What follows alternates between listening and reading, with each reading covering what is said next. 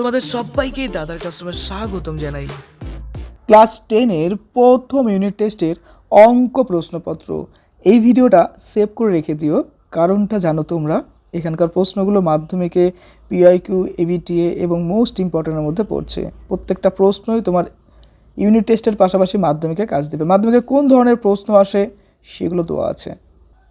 অনেক দামি এবং এক্সপেন্সিভ ভিডিও। চলে আসছি ক্লাস 10-এর প্রথম ইউনিট টেস্টের অঙ্ক প্রশ্নপত্র। দেখো, মোস্ট ইম্পর্টেন্ট প্রশ্ন দিলাম, 40 নাম্বার থাকবে ফার্স্ট ইউনিট টেস্টের, টাইম 1.5 ঘন্টা। এতে বলেছে সঠিক উত্তর নির্বাচন করো। 5টি প্রশ্ন। 5 নাম্বার, 1 নম্বর, কোন শর্তে x square plus b x plus c equals to 0 দ্বিঘাত সমীকরণটির একটি বেস শূন্য হবে? A equals to 0, b equals to 0, c equals to 0, এদের কোনোটিই নয়। মাধ্যমিক 2017-তে এসছে। অনেকেই বলো যে মাধ্যমিকে কোন ধরনের কোশ্চিন আসছে, অনেকেই এই ব্যাপারে পাজেল থাকো যে কোন ধরনের প্রশ্ন আসতে পারে, বোর্ড এক্সামে কোন ধরনের প্রশ্ন হয়, সেই প্রশ্নগুলো কিন্তু আমি তুলে দিলাম। এর জন্য তোমাকে আমি স্টার্টিংয়ে বলে দিচ্ছি যে ভিডিওটা অনেক দামি, পারলে সেভ করে রাখো, নাহলে প্রশ্নগুলো খাতার মধ্যে লিখে নাও, কারণ তোমার ইউনিট টেস্ট না, মাধ্যমিকেও কাজে দেবে। দেখো, এই ধরনের মাধ্যমিকে প্রশ্ন কিন্তু আসে। এই ধরনের ভিডিও পাওয়ার জন্য অবশ্যই লাইক করবে ভিডিও, আর চ্যানেলটা সাবস্ক্রাইব করবে। তোমাদের সাপোর্ট এবং লাইকে কিন্তু আমি সংকেত বা ক্লু পাবো যে তোমরা এই ধরনের ভিডিও চাও। আমি নেক্সটে এরকম আরও ভিডিও নিয়ে আসবো, ওকে, যেটা তোমাদের বোর্ড এক্সামে কাজে লাগবে। কোন শর্তে a x square plus b x plus c equals to 0 দ্বিঘাত সমীকরণের একটি বীজ শূন্য হবে? দেখো কন্ডিশন।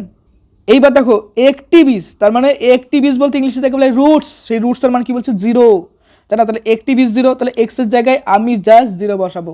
দেখো, এটা যেহেতু দ্বিঘাত সমীকরণ, তাহলে বীজ দুটো হবে, একটা আলফা হবে একটা বিটা হবে, রাইট? তো এটা কোয়াড্রেটিক ইকুয়েশন। কোয়াড্রেটিক ইকুয়েশন অর্থাৎ একটা দ্বিঘাত সমীকরণের বীজ হয় দুটো, তার মধ্যে বলছে যে একটা হচ্ছে কি 0 হবে। এইবার কথা হচ্ছে রুটসের ফরমেশনে কি বলে, যে সে রুটসটা বা আমরা যে বীজটা পাবো সেটা কি করবো, এই যে সমীকরণটা আছে, চলো কালার চেঞ্জ করি বুঝতে পারবে। এই যে সমীকরণটা আছে অর্থাৎ এ x square plus b x plus বলবো কি সি ইকুয়ালস টু, এই যে সমীকরণটা আছে এটা কি করবে, এই যে রুটস যেটা আছে এক্স, এটা কিন্তু এই বীজটাকে, মানে এই যে সমীকরণটা আছে ইকুয়েশনটা, এটাকে কিন্তু হোল্ড করাবে, অর্থাৎ স্যাটিসফাই করাবে, অর্থাৎ সিদ্ধ করাবে। এটা হচ্ছে কনসেপ্ট। তাহলে আমরা এখান থেকে এতটা অ্যানালাইসিস করে বুঝলাম যে এই যে এক্স ইকুয়ালস টু 0, এটা হচ্ছে কি সমীকরণের একটা বীজ। তো এটা কি করবে, এই যে সমীকরণটা আছে x square plus b x plus c, this is called standard quadratic equation, তাই না? তাহলে এই যে আদর্শ দ্বিঘাত সমীকরণের এই ফর্মটাকে কিন্তু স্যাটিসফাই করাবে। তাহলে আমরা কি করব, এতটা অ্যানালাইসিস পরে আমরা কি করব, দেখো এখানে x square plus b x plus c, একদম সিম্পল, কিচ্ছু নেই অঙ্কটাতে। এই যে কোশ্চেনটা আছে, জাস্ট এক্সের জায়গায় আমরা পুট করব 0। কেন? কোশ্চেনে বলে দিয়েছে যে একটি বীজ হচ্ছে কি শূন্য, বসাই দিলাম। তাহলে এ ডট হবে 0 প্লাস লিখবো বি ডট 0 প্লাস লিখবো সি ইকুয়ালস টু 0। তো দ্যাটস কন্ডিশন। দেখো, এটা আলটিমেটলি 0 হয়ে গেল, তাহলে সি ইকুয়ালসটা কিন্তু 0 চলে আসলো। তার মানে আমাদের অপশন নাম্বার কোনটা হচ্ছে, দেখো অপশন নাম্বার সি হচ্ছে কারেক্ট। এই প্রসেসে থিওরি বেস করে তোমরা করো অঙ্ক, মাধ্যমিকে দুর্ধর্ষ এক্সাম হবে, প্রত্যেকটা অঙ্ক বুঝে বুঝে কনসেপচুয়াল। নেক্সট চলে আসছে আমরা, আচ্ছা সলিউশন করেই দেবো, আচ্ছা আমি সেটা সলিউশন দেখি না, যাই হোক এরকম সলিউশন আছে দেখে নাও। তারপর আছে নেক্সটে 2 নম্বরে, কোনো মূলধন 10 বছরের দ্বিগুণ হলে বার্ষিক সরল সুদের হার কত সেটা বের করতে হবে। দেখো, মাধ্যমিক 2020 কোশ্চেন, মাধ্যমিকে এই ধরনের প্রশ্নই কিন্তু আসবে, তাই না? আচ্ছা দেখো, আমরা যদি প্রথমত দেখো এখানে কনসেপ্ট যদি বুঝি যে মূলধন কি আছে, দেখো পি ইকুয়ালস টু 10, না এখানে টাইম, অর্থাৎ টাইম বলছে 10 ইয়ার্স, ওকে, টাইম 10 ইয়ার্স হয়ে গেল। এবার বলছে মূলধন ধরলাম পি, এবার বলছে যে দ্বিগুণ হয়ে গেল, তার মানে কিছু বছর পর, 10 বছর পর এটা কি হয়ে গেল, 2p হয়ে গেল। তাহলে এখানে যদি বলি যে শুধুমাত্র সুদ, সেটা কি হবে 2p minus P equals to, আমরা বলতে পারি কীরকম অনলি পি, ওকে। এইবার বলছে কি যে সরল সুদের হার কত, আমাদের দেখো একটা ফর্মুলা ছিল যে I equals to PRT by 100 ছিল, রাইট? এই যে ফর্মুলাটা আছে, জাস্ট এই ফর্মুলার মধ্যে আমরা পুট করব, পুট করলে কিন্তু আমাদের অঙ্কটা চলে আসবে। তাহলে এখান থেকে দেখো আমরা লিখতে পারি যে দেখো PRT divided by 100 equals to লিখবো কীরকম আই, দ্যাটস ওয়াই আমরা আর এর মান ইকুয়ালস টু বলতে পারি যে আই ইকুয়ালস টু কী বলবো, দেখো আর ইকুয়ালস টু বলবো যে 100 আই ইন্টু 100 ডিভাইডেড বাই বলবো যে পি ইন্টু টি। এবার জাস্ট মানগুলো বসিয়ে দাও। দেখো এখানে আয়ের মানটা আমরা পি বের করছিলাম, এখানে হবে 100, রাইট? আর এখানে দেখো পি এর মান পি হবে, আর টি এর মান 10 আছে, জাস্ট পি ঘ্যাচাং কেটে গেল, 0 কেটে গেল, অনলি 10 ইয়ার্স থেকে গেল, আর 10% থেকে গেল, অর্থাৎ 10% ইজ দ্য সলিড আর অ্যাকুরেট অ্যান্সার। চলে আসছে দেখো সলিউশনে, এইভাবে দেখো আমরা করলাম, 10% এলো। এরপর আসছে 3 নাম্বার, যদি এক্স ভেরিজেস ওয়াই হয় তাহলে পরে দেখো x square varies y cube x cube varies y square আর x varies y square x square varies y square. মাধ্যমিক 2018-তে এসেছিল, ভেদ রিলেটেড প্রশ্ন, অনেক স্কুলেই নাই এই চ্যাপ্টারটা, ফার্স্ট ইউনিট টেস্টে, সেকেন্ড ইউনিট টেস্টে কাজে লাগবে। তো এক্ষেত্রে দেখো x square varies y square করলাম, এক্স ভ্যারিজেস ওয়াই হলে আমরা লিখতে পারি x equals to k y, মানে এই যে ভ্যারিজেস চিহ্নটা আছে জাস্ট এটাকে আমরা উঠিয়ে দেবো, উঠিয়ে দিলে কিন্তু আমাদের এখানে একটা কনস্ট্যান্ট অর্থাৎ এটা ধ্রুবক অর্থাৎ কে আনতে হবে, যেটাকে আমরা অশূন্য ভেদ ধ্রুবক বলি। ওকে, তো এখান থেকে যদি আমরা উভয় পক্ষকে স্কোয়ার করে দিলে এক্স স্কোয়ার ওয়াই স্কোয়ার আসবে, বাস এখান থেকে কিন্তু আমরা মান বের করবো। তো যেখানে আমাদের x square varies y square হয়ে যাবে। সিম্পল একটা ম্যাথামেটিক্স, খুব ইম্পর্টেন্ট এই অঙ্কটা। 4 নাম্বার, বার্ষিক 8% সরল সুদের হারে কোনো মূলধনের এক্স বছরের মোট সুদ পি এক্স এর বাই বলছে কি 25 টাকা হলে মূলধনের পরিমাণ কত। দেখো মাধ্যমিক 2018-তে এসেছিল, একদম সিম্পল কিছু না, দেখো 4p টাকা, যদি মূলধন হচ্ছে কি এ টাকা বলেছে, তো আমরা টোটাল যে ফর্মুলাটা আছে এ এক্স আর ডিভাইড বাই 100 করবো, যেটা পি এক্স আর বাই 25 হবে, তো এ ডিভাইড বাই 100, এখান থেকে আমরা জাস্ট 4p বের করে নেবো, বাস অ্যান্সার হয়ে গেল।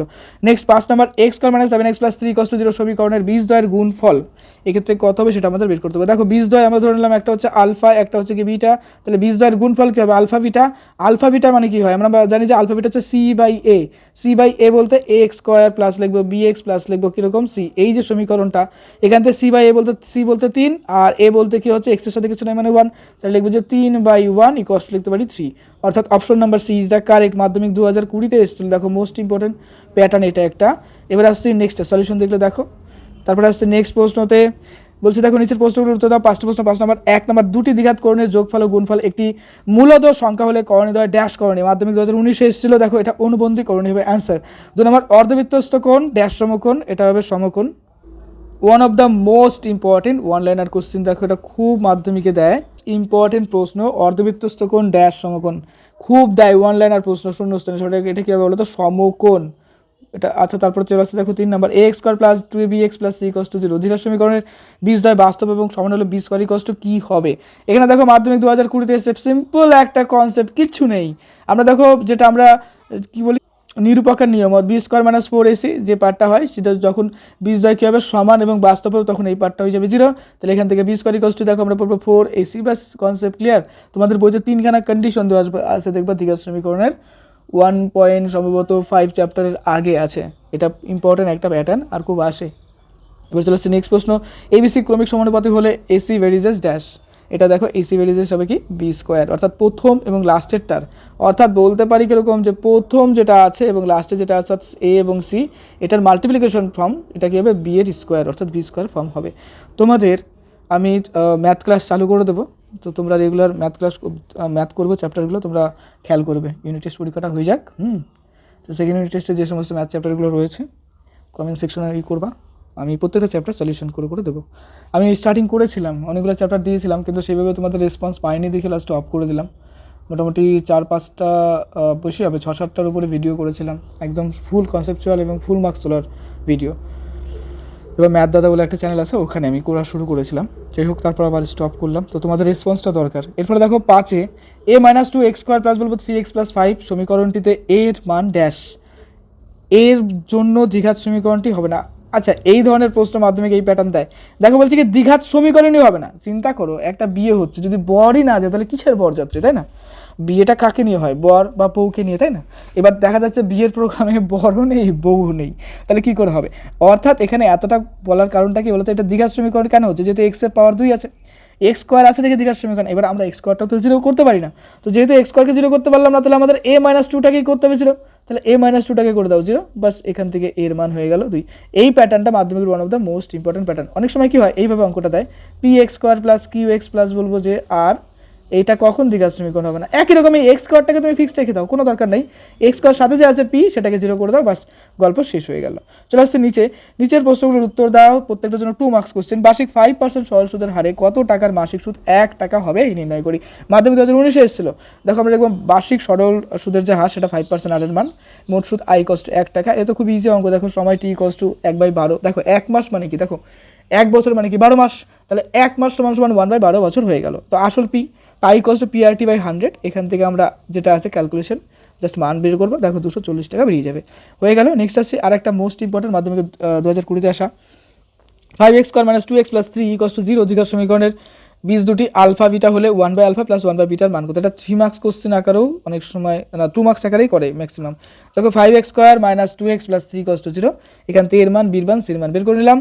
আচ্ছা, এটা কিভাবে বের করলাম? এই যে এই সিস্টেমটা দেখো, এটাকে একটা standard quadratic equation a square plus bx plus c, এটার সাথে আমরা কম্পেয়ার করবো। হ্যাঁ, এখান থেকে এর মান দেখো 5, বির মান কত 2, আর সির মান কত 3। হ্যাঁ, বির মান -2 হবে। যাই হোক, এইবার আমরা আলফা বিটার যে সমষ্টির রুলস আছে, alpha beta, alpha plus beta কী হয় আমরা জানি যে বীজদ্বয়ের সমষ্টি কী হয়, মাইনাস b/a হয়, তাই তো। আর গুণফলটা কী হবে, c/a।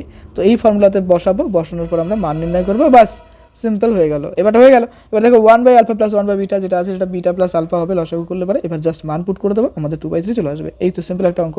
3 নম্বর, x = √3 প্লাস √2 হলে দেখাও যে x² প্লাস 1/x² = 10 হবে। 9.3 নম্বর চ্যাপ্টার, সম্ভবত এটার one of the most important, মাধ্যমিক 2015-তে এসেছিল। দেওয়া আছে দেখো x এর মান √3 প্লাস √2, তো 1/x = 1/√3/2।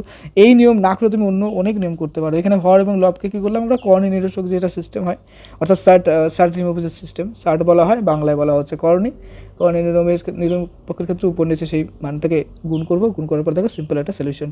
এই তো চলে আসলো। পরীক্ষার টাইম অনেক বড় হয়ে যাবে এক্সপ্লেনেশন। এবার এখান থেকে আরেকটা ভেদের অঙ্ক দেওয়া হলো, অনেক স্কুলে বলে ভেদ আছে, তো আমি একটা ভেদের অঙ্ক তুলে দিলাম। মাধ্যমিক 2019 আসছে, কিন্তু বেশিরভাগ স্কুলে সম্ভবত ভেদ নাই।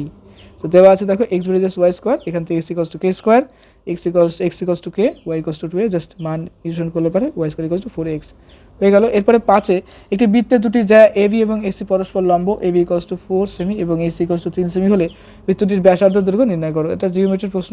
যেহেতু বৃত্তের দেখো দুটি যা AB এবং AC পরস্পর লম্ব, দেখো BAC 90 ডিগ্রি, তাই BC অবশ্যই ওই বৃত্তের ব্যাস হবে। এটা এত বড় যুক্তি না লিখলেও হবে, তুমি ডাইরেক্ট অঙ্কে চলে আসো, এইভাবে করো।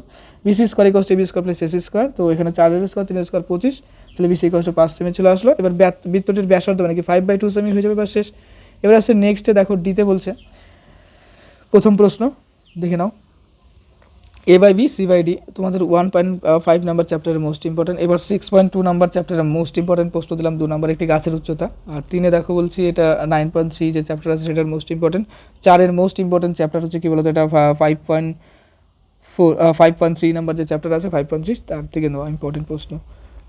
এইবার আসছে মোস্ট ইম্পর্টেন্ট তোমাদের, এটা যেটা বলবো উপপাদ্য 62 পেজের একটা, তারপরে আরেকটা দিলাম। ওকে, মন দিয়ে প্রিপারেশন করো। তোমাদের ক্লাসের ম্যাথমেটিক্স সাজেশন অনেকদিন আগে দিয়ে দিয়েছি, বইভিত্তিক সাজেশন অবশ্যই ফলো করো। Best of luck.